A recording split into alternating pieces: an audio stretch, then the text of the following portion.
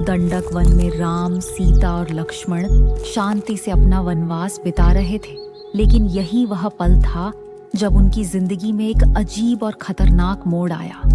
रावण की बहन शूरपणखा।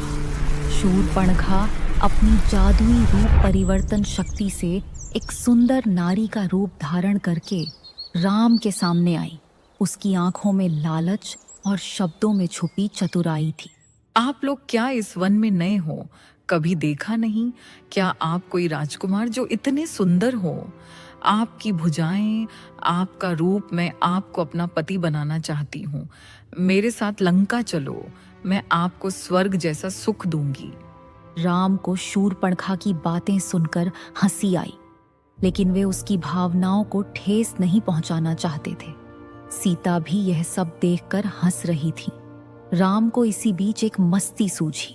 थोड़ी दूर लक्ष्मण खड़े थे। राम ने उन्हें परेशान करने का सोचा। शूरपणखा, मैं विवाहित हूँ। मेरा हृदय सिर्फ सीता के लिए है, लेकिन मेरा छोटा भाई लक्ष्मण यहाँ है।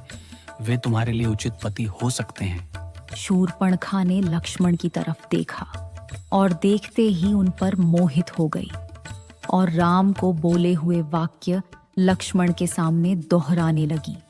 और शूरपणखा को इस बात का आभास भी नहीं था कि रघुकुल के पुरुष अपने धर्म को सर्वोपरि मानते हैं। लक्ष्मण की पत्नी उर्मिला अयोध्या में अगले 14 वर्षों तक उनकी प्रतीक्षा करने वाली थी।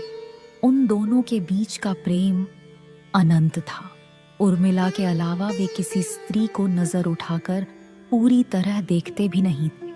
अंत में लक्ष्मण से अपनी हंसी नहीं रोकी गई। क्षमा करना देवी, पर मैं आपके किसी भी प्रस्ताव को स्वीकार नहीं कर सकता।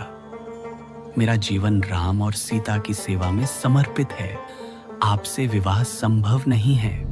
यह बात सुनते ही शूरपणखा का रूप बदल गया। उसका क्रोध फट पड़ा। एक साथ 2 पुरुषों ने उसके प्रस्ताव को अस्वीकार किया था। वह क्रोध में इधर उधर देखने लगी और उसकी नजर सीता पर पड़ी। क्या होगा आगे?